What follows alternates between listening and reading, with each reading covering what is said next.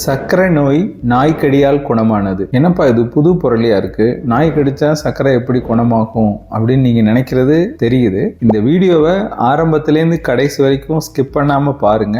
அப்பதான் நான் என்ன சொல்ல வர்றேன் அப்படிங்கிறது உங்களுக்கு புரியும். நான் டாக்டர் மணிவண்ணன், காரைக்குடியில ஸ்ரீ பார்வதி சர்க்கரை நோய் மருத்துவமனை என்ற பெயரில் மருத்துவமனையை நிறுவி கடந்த 35 வருடங்களாக இந்த மருத்துவமனையை நடத்தி வருகிறேன். இன்னைக்கும் ஆயிரக்கணக்கான சர்க்கரை நோயாளிகள் எங்கள் மருத்துவமனைக்கு வந்து நல்ல உடல் நலத்தோட இருக்கிறாங்க. இந்த சேனல் முழுக்க முழுக்க மருத்துவம் சார்ந்த விழிப்புணர்வை தொடர்ச்சியா கொடுத்துக்கிட்டே வருது. அவசியம் இந்த சேனலை நீங்க சப்ஸ்கிரைப் பண்ணி பாருங்க.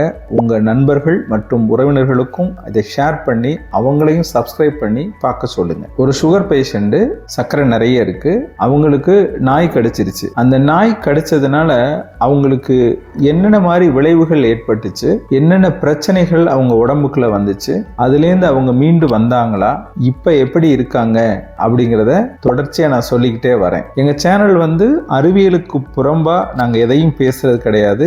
முழுக்க முழுக்க மருத்துவ அறிவியலை அடிப்படையாக கொண்டுதான் பேசுறோம். அறிவியலுக்கு புறம்பா எந்த செய்தியும் எங்க சேனல் வெளியிடுவது கிடையாது. அந்த சுகர் பேஷண்ட்டுக்கு உடம்புல என்னென்ன மாதிரி விளைவுகள் ஏற்பட்டுச்சு, என்னென்ன மாதிரி பிரச்சனைய அப்ப அவங்க சந்திச்சாங்க, அதுலேருந்து முழுசா அவங்க மீண்டு வந்தாங்களா, இப்ப அவங்க எப்படி இருக்காங்க அப்படிங்கிறத இந்த வீடியோவில் தொடர்ச்சியா சொல்லிக்கிட்டே வரேன். அதற்கான போட்டோ ஆதாரங்களையும் உங்களுக்கு தர்றேன், நீங்களே பார்த்து தெரிஞ்சுக்கோங்க. 52 வயசு லேடி, அவங்க சுகர் வந்து 8 வருஷமா இருக்கு. அதுக்கு அவங்க ட்ரீட்மெண்ட்டும் பெருசா எடுத்துக்கல. நல்ல எஜுகேட்டடான ஃபேமிலி தான். சர்க்கரை என்ன செய்யும், அது எனக்கு ஒண்ணுமே பண்ணல, பிரச்சனை வந்தா பாத்துக்கலாம் அப்படின்ற ஒரு மனநிலையில அவங்க ட்ரீட்மெண்ட்டே எடுத்துக்கல.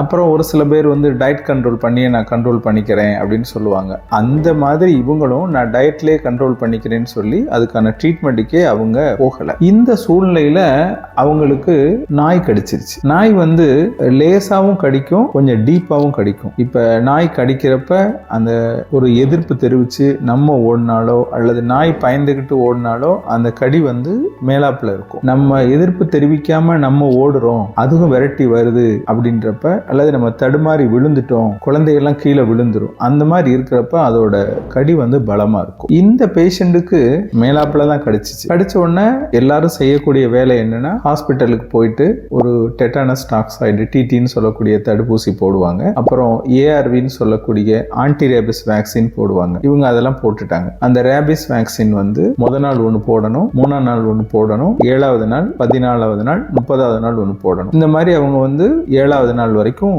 போட்டுட்டாங்க. அந்த ஊசியெல்லாம் ப்ராப்பரா பண்ணிட்டாங்க. புண்ணு வந்து ஒரு ஆயின்மெண்ட்டை வாங்கி போட்டுட்டாங்க. ஆனா அந்த புண்ணுல இன்ஃபெக்ட் ஆகி சலம் ஃபுல்லா பரவி கடிச்ச இடத்துக்கு கீழ்பக்கமும், காலில் கடிச்சிருந்தது, கடிச்ச இடத்துல இருந்து கீழ்பக்கமும், கடிச்ச இடத்துல இருந்து மேல் பக்கமும் பரவி கால் ஃபுல்லா சலம் பரவி இருந்துச்சு. இந்த சூழ்நிலையில அவங்களுக்கு குளிர்காய்ச்சல் வந்துருச்சு, யூரின் சரியா போகல. பேஷண்ட் ஒரு மாதிரி ஒரு செமி கோமா ஸ்டேஜில் எங்க மருத்துவமனைக்கு கூட்டிட்டு வர்றாங்க. அவங்களுடைய சர்க்கரையோட அளவு வந்து 435. நாங்க பரிசோதனையெல்லாம் செஞ்சு பார்க்குறோம். அவங்களுக்கு வந்து இந்த நாய் கடிச்ச இடத்துலேருந்து உருவான சலம் வந்து கால் ஃபுல்லா பரவி ரத்தத்திலையும் கலந்து கிட்னிலையும் பாதிப்பை ஏற்படுத்தி இருந்துச்சு. சாதாரணமா உப்பு நீரோட அளவு, அதாவது யூரியான்னு சொல்லுவோம்ல, அது வந்து 40க்குள்ள இருக்கணும். இந்த பேஷண்ட்டுக்கு 72 இருந்தது. அதுக்கடுத்து கிட்னியோட செயல்பாடுக்கான டெஸ்ட் கிரியேட்டினின் சொல்லுவோம், அது அதிகபட்சம் 1 மில்லிகிராம் இருக்கணும். இந்த பேஷண்ட்டுக்கு 4.8 இருந்தது. ரத்தத்துல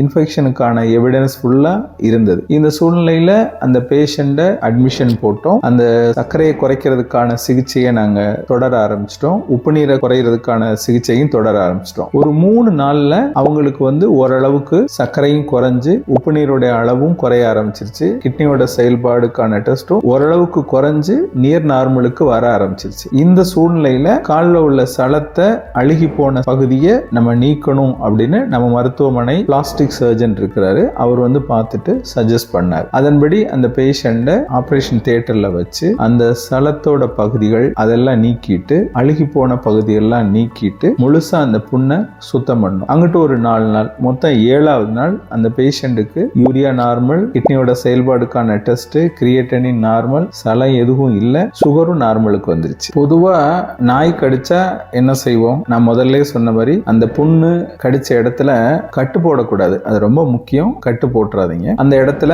ஜஸ்ட் சோப் போட்டு ஒரு வாஷ் பண்ணிட்டு ஹாஸ்பிட்டல்ல போய் ஒரு டிடி தடுப்பூசி போட்டுக்கணும். அது போக ஏஆர்வின்னு சொல்லக்கூடிய அந்த ஆன்டி ரேபிஸ் வேக்சினை போட்டுக்கணும். இன்னைக்கும் கிராமங்கள்ல தாமரை இலையில சாப்பிடுறேன், நாயை கட்டி வச்சு அது சாகுதான்னு பார்க்கலாம், நேர்த்தி கடை வச்சிருக்கேன், இந்த மாதிரி பண்றவங்களையும் நான் பார்த்துக்கிட்டு தான் இருக்கிறேன். அதெல்லாம் தேவையில்லைங்க. மருத்துவ உலகம் ரொம்ப முன்னேறி போய்கிட்டு இருக்கு. நாய் கடிச்சா யோசிக்கவே வேணாம், இந்த தடுப்பூசி கட்டாயம் போட்டுருங்க.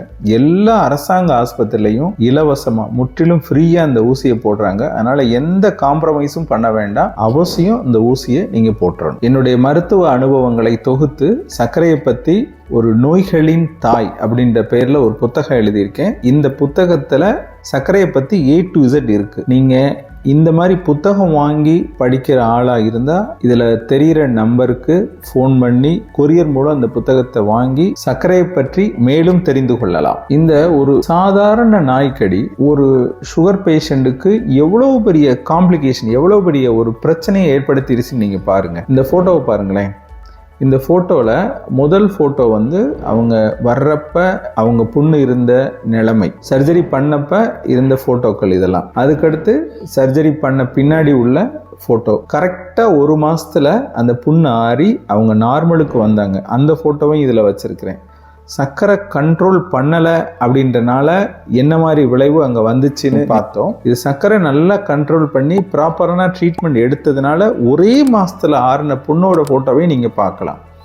இதுதான் ட்ரீட்மெண்ட்டுக்கு முன்னாடி ட்ரீட்மெண்ட்டுக்கு பின்னாடி ஏற்பட்ட நன்மை. இந்த சம்பவத்தை அந்த அம்மா ஒரு பாடமாக எடுத்துக்கிட்டு அதுலேருந்து அவங்க சர்க்கரையை கண்ட்ரோல் பண்ணி நல்ல ஆரோக்கியமாக இன்னைக்கு வரைக்கும் ரொம்ப நலமாக இருக்காங்க. இதில் இன்னொரு விஷயம் என்னென்னா, இங்கே ஆஸ்பத்திரிக்கு வர்றப்பவும் சரி வெளியிலையும் சரி, நான் இப்படி இருந்தேன் அதனால் இவ்வளவு நான் கஷ்டப்பட்டேன், இப்போ மாத்திரை சாப்பிட்டு நல்லா இருக்கேன், நீங்களும் மாத்திரையை நிறுத்திடாதீங்க அப்படின்னு அவங்களே நிறைய பேருக்கு எஜுகேட் பண்ணுற நிலைமைக்கு வந்திருக்காங்க. இது எல்லாமே அந்த நாய்க்கடி ஏற்படுத்தின விளைவு. இது வந்து இதையும் நம்ம ஒரு பாடமாக எடுத்துக்கிட்டு இந்த மாதிரி பிரச்சனையெல்லாம் வருமே, நம்ம ஏன் இவ்வளவு தூரம் நம்ம உடம்ப காம்ப்ளிகேட் பண்ணி வச்சுக்கணும் அப்படின்னு நீங்க நினைச்சுக்கிட்டு ஒரு பாசிட்டிவா அதை நினைச்சுக்கிட்டு நீங்க உங்களுக்கு சர்க்கரை இருந்தா ப்ராப்பரா மாத்திரை சாப்பிடுங்க, ஆரோக்கியமான சர்க்கரைக்கான உணவை தேர்ந்தெடுங்க, டெய்லி உடற்பயிற்சி செய்யுங்க, உங்க உடம்ப பத்திரமா பார்த்துக்கோங்க. ஃபர்ஸ்ட் கமெண்ட்ல சர்க்கரை நோய் சாகும் வரை இருக்கும், இது தெரியாத வரை அப்படின்ற ஒரு வீடியோ இருக்கு,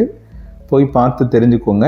எப்படி சர்க்கரையை குறைக்கலாம் அப்படிங்கிற டிப்ஸ் அதில் இருக்குது, அவசியம் பார்த்து தெரிஞ்சுக்கோங்க.